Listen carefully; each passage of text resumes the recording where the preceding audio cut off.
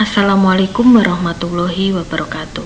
Perkenalkan, nama saya Frolin Nikmah Kusnadi, mahasiswa program studi Profesi Dietitian jurusan Gizi Polkesmar Semarang tahun 2021.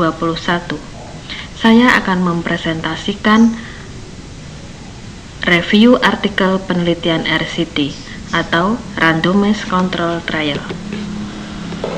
Artikel mengambil dari Google Scholar dari Journal of Renal Nutrition Elsevier volume 28 terbitan kelima September 2018 halaman 340 sampai 351. Ini adalah artikel PDF-nya.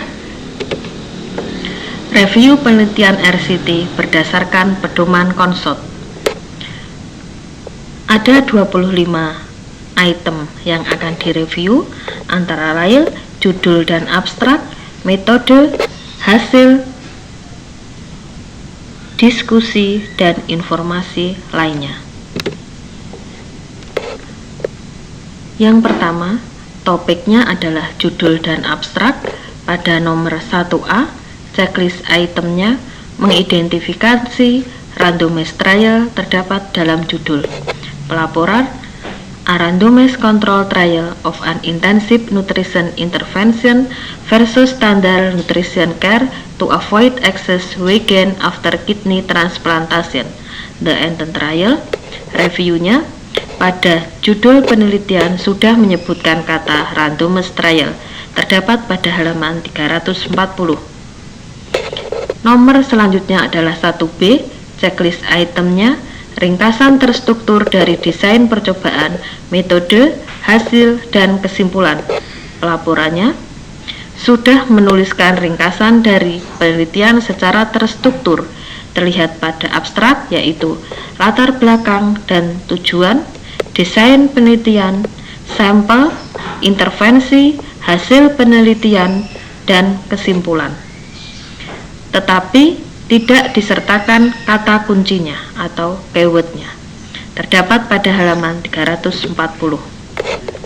Topik selanjutnya adalah pendahuluan, latar belakang, dan tujuan.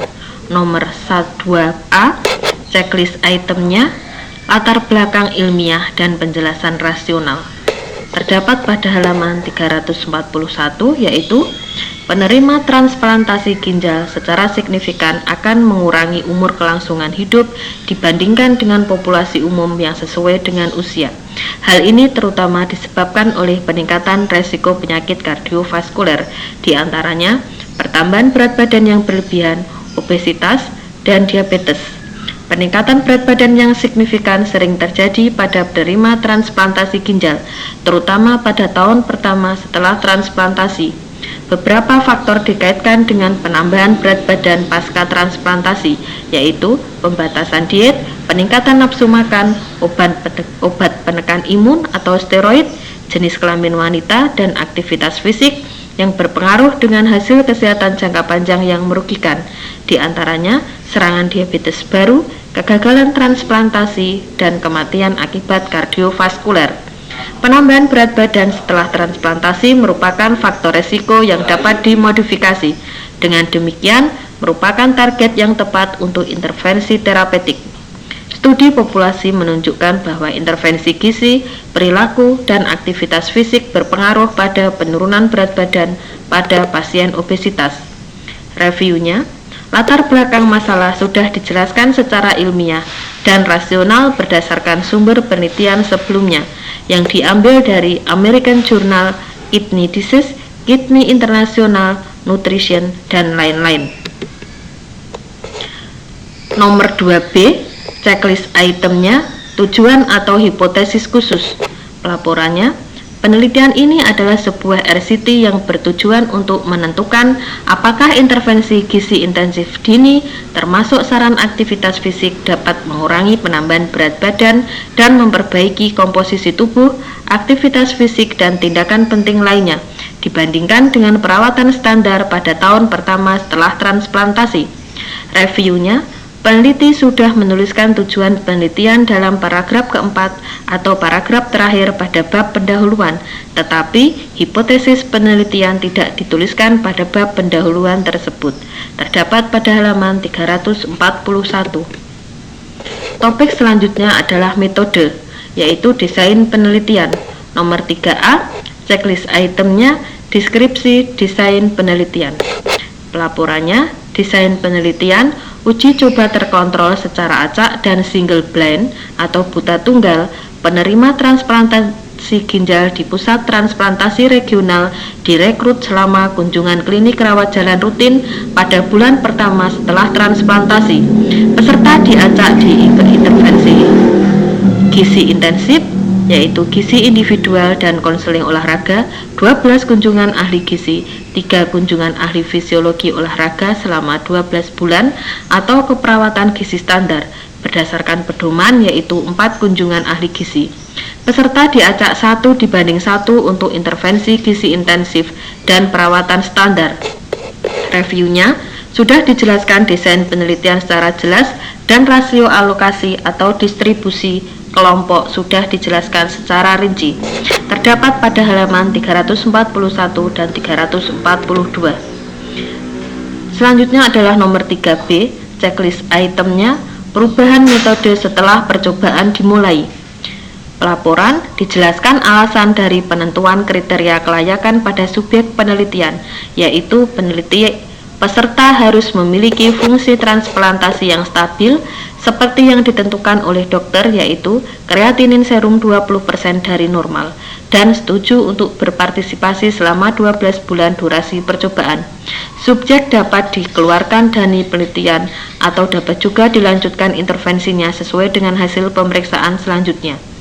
Reviewnya, sudah dijelaskan alasan dari penentuan kriteria kelayakan pada subjek penelitian maupun perubahan metode percobaan.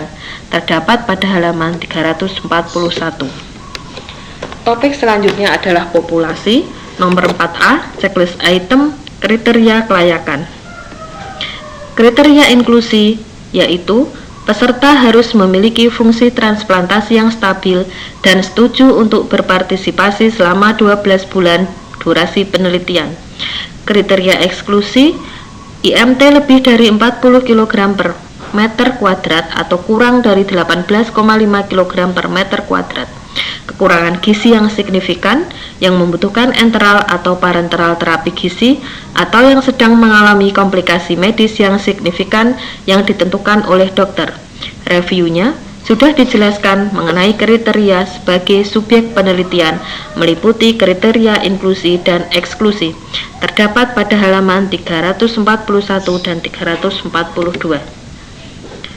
Selanjutnya adalah nomor 4B, checklist itemnya, pengaturan dan lokasi tempat pengumpulan data. Pelaporan, pengumpulan data dan penilaian studi dilakukan di Laboratorium Komposisi Tubuh Universitas Auckland. Penelitian dilakukan di Pusat Transplantasi Regional yang menyediakan transplantasi untuk populasi sekitar 2,6 juta di wilayah Auckland. Review, sudah dijelaskan secara jelas lokasi tempat pengumpulan data penelitian. Terdapat pada halaman 341. Topik selanjutnya adalah intervensi. Nomor 5, checklist itemnya, intervensi kelompok eksperimental dan kelompok kontrol. Pelaporan, intervensi kelompok kontrol, yaitu perawatan yang standar, menerima perawatan pasca transplantasi seperti perawatan lokal biasa, imunosupresi standar sebagai terapi induksi, perawatan gizi standar yaitu konsultasi dengan ahli gizi selama rawat inap, saran tentang keamanan makanan dan pola makan yang sehat. Selanjutnya, untuk menangani masalah gizi pada 1, 3, dan 12 bulan setelah transplantasi atau 4 konsultasi bersama dokter. Untuk kelompok intervensi, mendapatkan intervensi gizi intensif. Selain perawatan standar, ada tambahan 8 konsultasi dengan ahli gizi, yaitu 12 kunjungan selama 12 bulan. Konsultasi dilakukan setiap 2 minggu antara bulan ke-1 dan ke-3, setiap bulan antara bulan ke-4 dan ke-6, dan setiap 2 bulan antara bulan ke-7 dan ke-12. juga menerima saran aktivitas fisik dan olahraga dari ahli fisiologi pada 2, 3, dan 6 bulan setelah transplantasi. Reviewnya, intervensi yang diberikan sudah dijelaskan secara rinci pada penelitian. Terdapat pada halaman 342. Topik selanjutnya adalah hasil. Nomor 6A, checklist itemnya, ukuran hasil primer dan sekunder termasuk bagaimana dan kapan dinilai. Pelaporannya, hasil primer adalah berat badan pada 6 bulan setelah transplantasi, disesuaikan dengan berat badan awal, obesitas, IMT lebih dari 30 kg per meter kuadrat, dan jenis kelamin. Berat badan diukur setelah puasa semalam menggunakan timbangan elektronik terkalibrasi dan dicatat dengan ketelitian 0,1 kg. Hasil penelitian adalah komposisi tubuh, pengeluaran energi istirahat, pengukuran fungsi fisik, aktivitas fisik, biokimia serum, dan kualitas hidup pada 3, 6, dan 12 setelah transplantasi. Penilaian studi dilakukan pada awal, yaitu bulan pertama, 3, 6, dan 12 bulan selanjutnya setelah transplantasi. Review sudah dijelaskan secara spesifik mengenai sumber data dan cara pengambilan data baik primer maupun sekunder serta waktu pengambilan datanya. Terdapat pada halaman 342 dan 343. Untuk 6B, checklist itemnya perubahan protokol penelitian. Reviewnya tidak menyebutkan adanya perubahan protokol penelitian selama penelitian berjalan. Topik selanjutnya adalah ukuran sampel. Nomor 7A, bagaimana ukuran sampel ditentukan, yaitu 111 transplantasi ginjal dilakukan dan 60 pasien memenuhi kriteria kelayakan. 37 peserta terdaftar dalam uji coba, 19 diacak ke kelompok intervensi dan 18 ke kelompok kontrol. Reviewnya, penentuan besar sampel sudah disebutkan secara jelas. Terdapat pada halaman 343. Untuk 7B, checklist itemnya, penjelasan tentang analisis sementara dan pedoman penghentian. Pelaporannya, satu peserta mengundurkan diri dengan alasan medis sebelum penilaian awal sehingga dikeluarkan, dan 10 peserta, 5 dari setiap kelompok menarik diri selama tindak lanjut, sehingga yang menyelesaikan penelitian jumlahnya adalah 26. Reviewnya, dalam artikel penelitian bab metode sudah dijelaskan tentang pedoman penghentian sampel atau dikeluarkannya sampel sebagai subjek penelitian, yaitu peserta harus memiliki fungsi transplantasi yang medis, yang stabil, seperti yang ditentukan oleh dokter, yaitu kreatinin serum 20% dari normal, dan setuju untuk berpartisipasi selama 12 bulan durasi penelitian. Terdapat pada halaman 343. Topik selanjutnya adalah pengacakan. Nomor 8A, checklist item, metode urutan alokasi.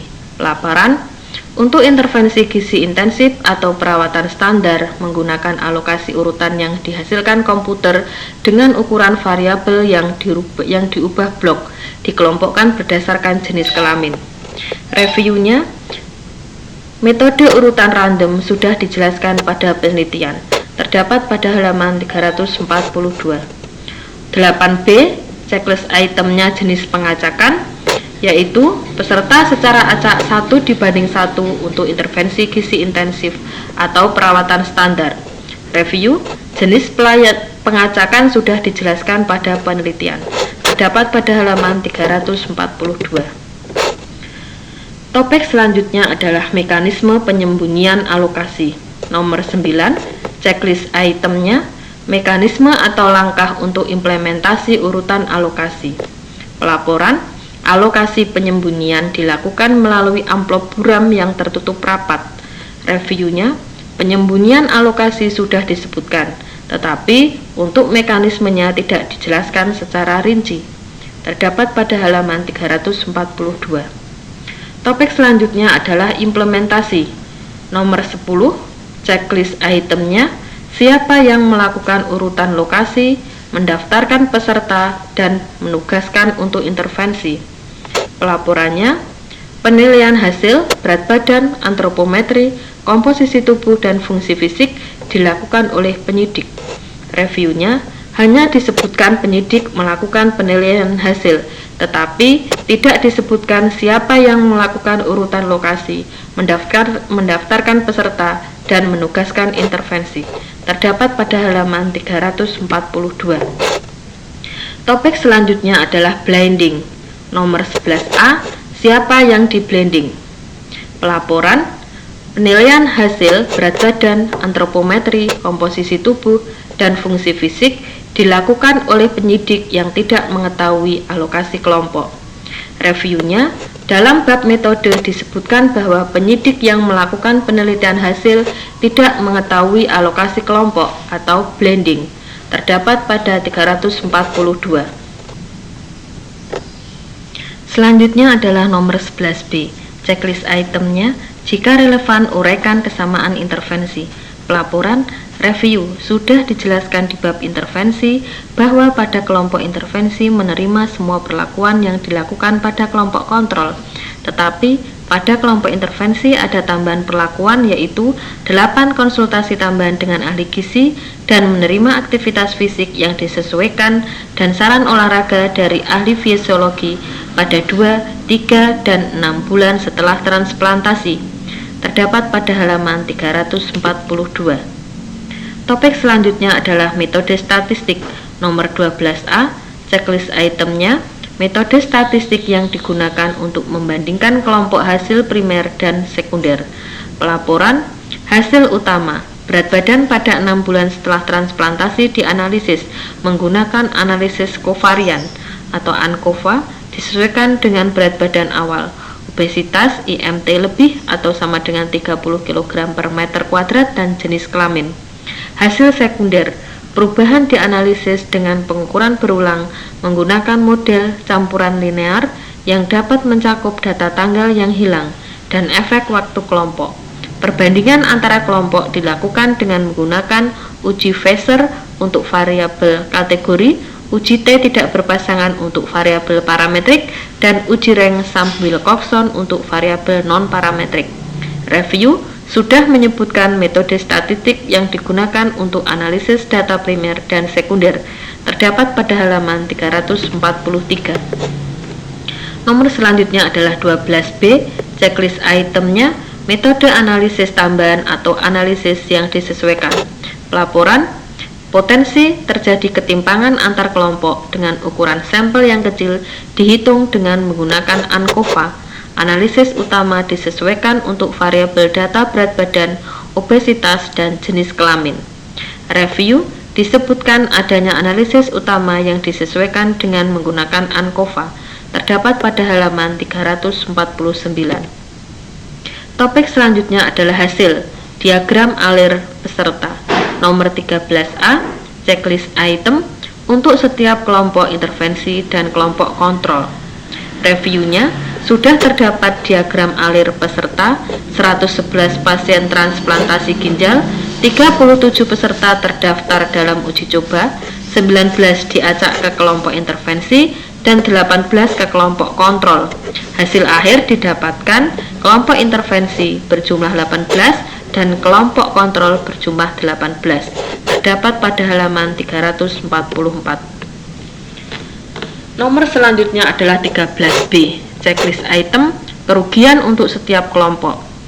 Laporan, reviewnya, pada bab hasil peneliti menyebutkan setiap pengacakan satu persatu mengundurkan diri dengan alasan medis sebelum penilaian awal dan dikeluarkan terjadi di kelompok intervensi. Terdapat pada halaman 344. Topik selanjutnya adalah rekrutmen. Nomor 14A, checklist item tanggal perekrutan antara Maret 2014 dan Juli 2015. Reviewnya, pada bab hasil penelitian sudah disebutkan tanggal perekrutan. Terdapat pada halaman 343. Nomor 14B, checklist item alasan penelitian dihentikan. Reviewnya, tidak disebutkan alasan penelitian dihentikan karena penelitian diakhiri setelah semua proses intervensi dan pengambilan data selesai. Topik selanjutnya adalah data dasar. Nomor 15, checklist itemnya, tabel yang menunjukkan karakteristik demografi dan klinis. Pelaporan, pada penelitian sudah menampilkan tabel tentang karakteristik demografi dan data klinis serta hasil penelitian pada tiap kelompok seperti karakteristik umur, jenis kelamin, antropometri, penyebab kardiovaskuler, jenis dialisis, rata-rata durasi dialisis, jenis donor transplantasi, dan kasus diabetes. Terdapat pada halaman 345. Topik selanjutnya adalah angka dianalisis. Nomor 16, checklist itemnya, data yang dianalisis untuk setiap kelompok. Review, peserta yang menyelesaikan penelitian berjumlah 26. Pada bab hasil sudah disebutkan jumlah data yang dianalisis yaitu 26 pasien. Terdapat pada halaman 343. Topik selanjutnya adalah hasil dan estimasi. Nomor 17A, checklist item, untuk hasil setiap kelompok dan perkiraan ukuran efek dan ketepatannya. Dalam hasil utama analisis ANCOVA, berat badan pada 6 bulan tidak berbeda secara signifikan antara kelompok intervensi, yaitu 77 kg dan pada kelompok kontrol 82,2. Perbedaan dalam rata-rata yang disesuaikan 0,4 kg dengan intervensi kepercayaan 95%. Reviewnya sudah menjelaskan presisi untuk tiap data penelitian dari masing-masing kelompok, yaitu signifikan pada nilai P kurang dari 0,05 atau interval kepercayaan 95%. Terdapat pada halaman 343. Nomor 17B, checklist itemnya menyajikan ukuran efek dan absolut dan relatif. Pelaporan analisis per protokol dari 26 peserta yang menyelesaikan penelitian tidak menunjukkan perbedaan apapun di antara kelompok.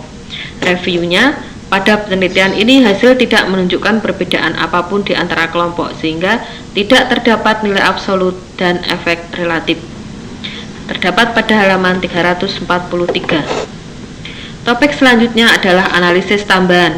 Nomor 18. Checklist itemnya, hasil dari analisis lain yang dilakukan, yaitu selama 12 bulan berat badan rata-rata meningkat dari awal 78 kg pada 6 bulan 79,6 kg, 12 bulan 81,6 kg, peningkatan rata-rata 4,6%. Terdapat pada tabel 2 dan gambar 3. Hasil antropometri komposisi tubuh dan pengeluaran energi ditunjukkan pada tabel 3. Fungsi fisik dan aktivitas fisik ditunjukkan pada tabel 4. Hasil biokimia dan asupan makanan masing-masing ditunjukkan pada tabel 3. Reviewnya, analisis data tambahan sudah dilakukan, ditampilkan pada tabel 2, 3, dan 4. Terdapat pada halaman 346 dan 348. Topik selanjutnya adalah bahaya. Nomor 19, checklist itemnya, resiko yang muncul akibat penelitian. Tidak ada efek samping yang dikaitkan dengan partisipasi percobaan. Reviewnya sudah disebutkan bahwa tidak ada efek samping pada penelitian. Terdapat pada halaman 345. Topik selanjutnya adalah diskusi. Batasan. Nomor 20, checklist itemnya, batasan penelitian.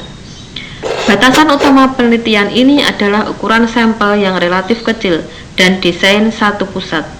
Review sudah dijelaskan batasan penelitian. Terdapat pada halaman 349. Topik selanjutnya adalah generalisasi. Nomor 21.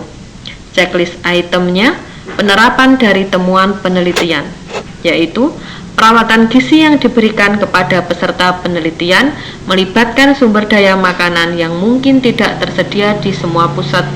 Studi intervensi gizi di masa depan perlu mempertimbangkan strategi untuk mengatasi masalah sumber daya ini. Apakah telehealth atau pendekatan inovatif lainnya untuk perawatan? Untuk memastikan bahwa hasil dapat digeneralisasikan ke berbagai macam pengaturan di mana perawatan pasca transplantasi berada. Begitu pula dengan kemampuan menyampaikan intervensi lebih dekat ke tempat tinggal peserta mungkin akan meningkat tingkat kepatuhan dan mengurangi tingkat ketidakpatuhan. Peneliti reviewnya pada penelitian sudah menyebutkan generalisasi, terdapat pada halaman 349. Topik selanjutnya adalah interpretasi. Nomor 22, checklist item, penafsiran hasil dengan menyeimbangkan manfaat dan kerugian. Pelaporannya, meskipun hipotesis tidak terbukti, penelitian ini merupakan perkembangan penting dalam penelitian gizi tentang transplantasi dan akan menginformasikan desain penelitian di masa depan. Reviewnya, pada bab pembahasan sudah menampilkan interpretasi hasil penelitian dengan mempertimbangkan tujuan penelitian dan bukti yang relevan berupa hasil analisa statistik. Selain itu sudah mengkaitkan dengan hasil-hasil dari penelitian sebelumnya. Terdapat pada halaman 349. Topik selanjutnya adalah informasi lainnya, yaitu pendaftaran. Nomor 23, checklist itemnya, nomor pendaftaran dan nama daftar sidang. Pelaporan, uji coba ini terdaftar di Australia New Zealand Clinical Trial Registry dengan nomor ACTRN 121414000155695. Sudah disebutkan nomor pendaftaran penelitian. Terdapat pada halaman 341. Topik selanjutnya adalah protokol. Nomor 24, checklist itemnya, di mana protokol uji coba lengkap dapat diakses. Pelaporan, reviewnya, tidak menyebutkan alamat di mana dapat memperoleh protokol penelitian secara lengkap. Topik terakhir adalah pendanaan. Nomor 25, checklist itemnya, sumber pendanaan. Reviewnya tidak menyebutkan sumber dana penelitian. Demikian presentasi dari saya. Terima kasih, semoga bermanfaat. Wassalamualaikum warahmatullahi wabarakatuh.